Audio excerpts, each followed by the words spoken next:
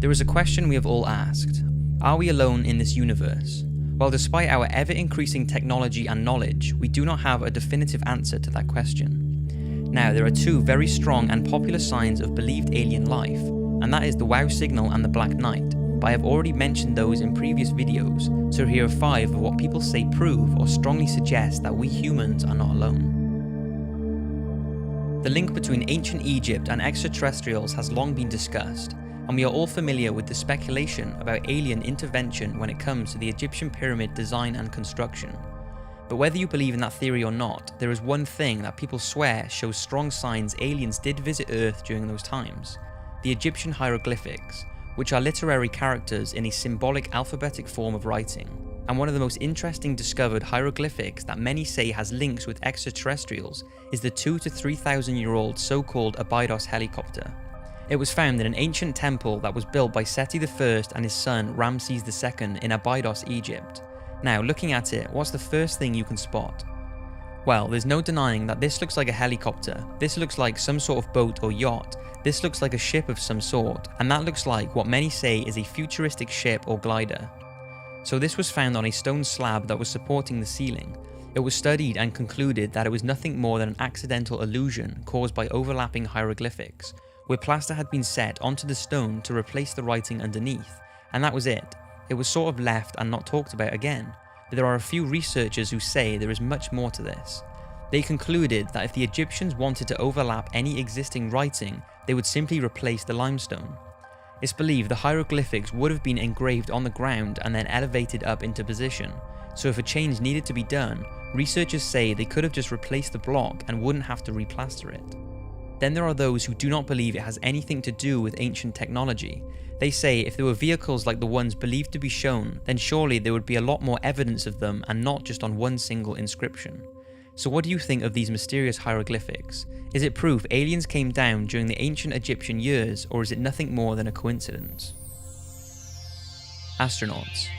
It's always fascinating when an astronaut argues the existence of aliens, because if anyone has more of a chance of seeing an extraterrestrial, it's going to be astronauts who venture into space. Now, the rumour is that if an astronaut witnesses a UFO or an extraterrestrial being, they cannot report this to the press. But that hasn't stopped them, because over the years, many astronauts have told of encounters with aliens. In June 1965, when astronauts Ed White and James McDivitt were passing over Hawaii in a Gemini spacecraft, they say they witnessed a strange-looking metallic object with long arms sticking from it. McDivitt took pictures, but he said that it did not capture what he could see properly due to the glare and the grubby window. The rumour is that he also took a video, but this has never been released. McDivitt has said that some UFO promoters did exaggerate the story, but debunkers did also underestimate it. Another sighting by astronauts happened in December of the same year. Gemini astronauts James Lovell and Frank Borman saw an unidentified spacecraft some distance from their capsule. The Gemini Control Center told him that he was seeing the final stage of their own booster rocket, but Frank confirmed that he could see the booster rocket and the unidentified object was something completely different, but what exactly it was is a mystery. Now, whether you believe Buzz Aldrin and Neil Armstrong's moon landing was a hoax or not, they both apparently reported that aliens have a base on the moon and were told to get off and stay off. According to unconfirmed reports, both Neil and Buzz saw UFOs shortly after landing on the moon on the 21st of July 1969. According to former NASA employee Otto Binder, unnamed radio hams with their own VHF receiving facilities that bypassed NASA's broadcasting outlets picked up the following exchanges. What was it? What the hell was it? That's all I want to know. What's there? These babies are huge, sir, enormous. Oh my god, you wouldn't believe it. I'm telling you, there are other spacecraft out there, lined up on the far side of the crater edge. They're on the moon watching us. According to former naval officer and Russian UFO researcher, Neil Armstrong relayed the message to Mission Control that 2 large mysterious objects were watching them after having landed, but the message was censored and never heard by the watching public. NASA's cover-ups. The fact that NASA conceal information from the public has led many to believe that they are aware of the existence of alien life. And one of the most talked about cases of a NASA cover-up comes from Dr. Edgar Mitchell. He was part of the Apollo 14 space mission in 1971, and during his 2 lunar missions, he spent 33 hours on the moon. Dr. Mitchell said that he was aware of several UFO visits during his career, but each one had been covered up. He said that workers at the space agency had described aliens as little people who look strange to us. Dr. Mitchell stated that their technology is far more sophisticated than ours, and if they were hostile, we would be gone by now. He is also told that the believed Roswell alien crash of 1947 was real, and the reason it was covered up was because the US did not want the Soviet to know of the craft's technology, and they did not know if the apparent alien being was hostile or not. Apparently, officials from NASA have commented on Dr. Mitchell's statements by saying, NASA does not track UFOs and is not involved in any sort of cover-up about alien life on this planet or anywhere in the universe. Dr. Mitchell is a great American, but we do not share his opinions on this issue. But Edgar continues to claim that aliens and alien craft are real and is positive that we are being watched right now. Another thing people more recently have pointed out is the International Space Station's HD live feed is often cut when objects are seen in space. In 2014, NASA allegedly cut the live feed coming from the Earth viewing cameras mounted on the space station just when a mysterious UFO appeared to hover over the Earth. UFO watchers claim that the drop-off in the live feeds as soon as a UFO comes into view is an obvious and deliberate attempt to hide what they believe are regular sightings of alien spacecrafts observing Earth. Some say this is the moon or a lens flare, and others believe it's an alien craft. Also, UFO watcher Toby Lund apparently spotted a UFO on the live stream outside the space station before the stream was interrupted for around 15 seconds. Needless to say, it's certainly strange that NASA cut the video when things like this happen. Maybe it's just a coincidence due to them experiencing technical difficulties, or maybe they know something that we don't. The size of our universe. Now, even those who do not believe in the UFO or alien photos and videos going around, there are many that say, due to the sheer magnitude of the universe, it's impossible for there not to be another life form. To understand why people say alien life must be out there, you must first realize how big the universe is. It's believed that the diameter of the observable universe is around 28 billion parsecs, which is around 93 billion light years. Now, a single light year is just under 6 trillion miles, which is a ridiculous number. So 6 trillion times 93 billion. And don't forget, that is just what we can observe.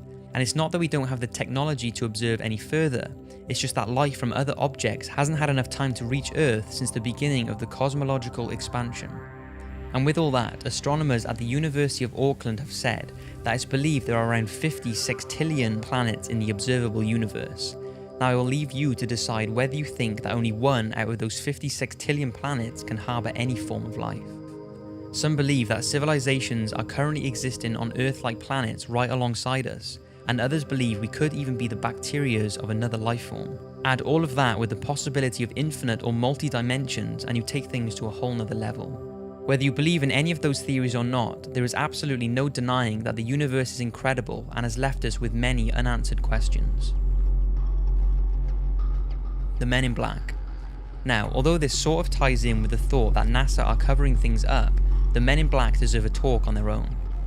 The Men in Black are thought to be government agents who harass or threaten UFO and alien witnesses to keep them quiet about what they have seen. Over the years, there have been many myths flying around about them, and whether they exist or not is still a mystery. But if they do, then many say it proves that there is something out there that the government do not want us to know about. Now, whether their existence can be confirmed, there are tons of reports of people believing they have had encounters with them, like the one told by Dr. Herbert Hopkins, a respected family physician from Old Orchard Beach, Maine, who was studying a UFO case in September 1976, when the phone rang and a man identified himself as a representative of a New Jersey UFO organization. The man asked him if he could come to the doctor's house to talk to him about the UFO case. He said that he could come around, and after the call ended, Herbert got up from his chair to turn on the lights, and the man was already in his house walking up the stairs. Hopkins was so shocked at how he was in the house without knocking in such a short amount of time, and was even more shocked at the man's strange appearance. He said in an interview he wore a neatly tailored black suit, black shoes, black socks, a white shirt with black tie, and a black hat. He also told reporters that the man was as bald as an egg, and had no eyebrows or eyelashes.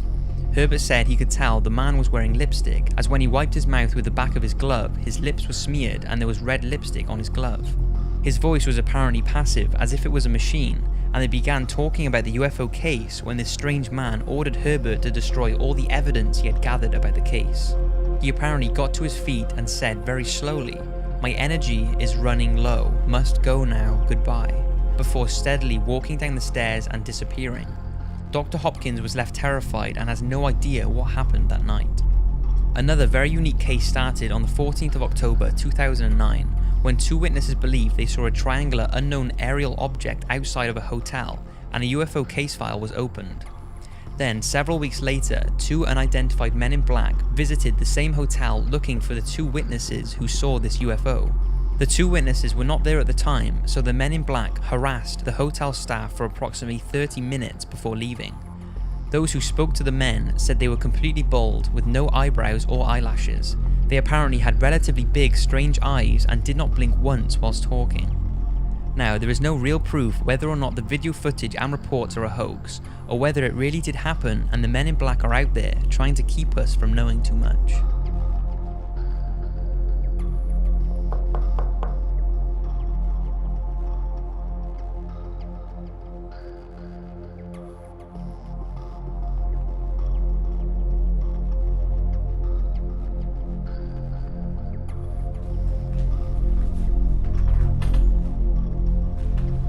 Mind if I come in for a quick chat?